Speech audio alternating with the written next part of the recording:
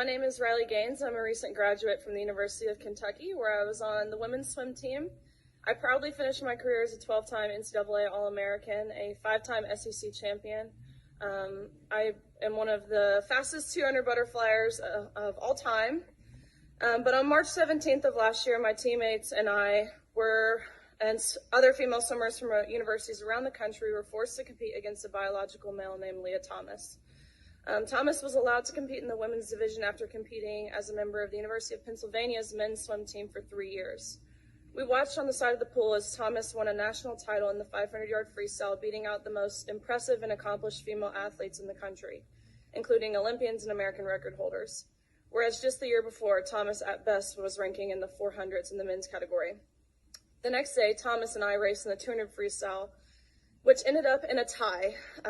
We went the exact same time down to the 100th of a second.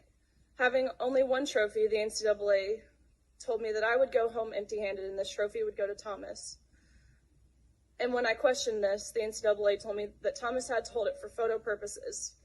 I was shocked. I felt betrayed and belittled, reduced to a photo op. But my feelings didn't matter. What mattered to the NCAA were the feelings of a biological male.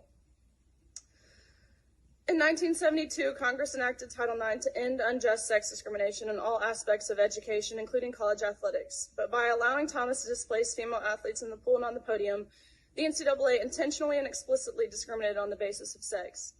Although the NCAA claimed it acted in the name of inclusion, its policies in fact excluded female athletes. But that is not all.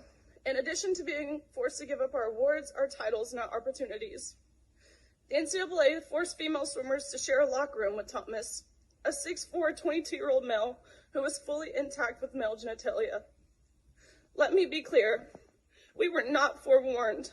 We were not asked for our consent, and we did not give our consent. If nothing else, I hope you can truly see how this is a violation of our privacy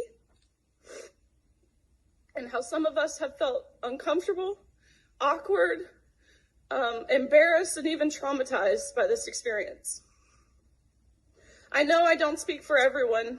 It's impossible to speak for everyone, but I can attest to the tears that were shed on that pool deck by these poor 9th and 17th place finishers who missed out on being named an All-American by 1 place. And I can attest to the extreme discomfort in the locker room when you turn around and there's a male watching you undress while exposing himself. I can attest to the anger and frustration from these girls who had worked so hard and sacrificed so much to get to this point.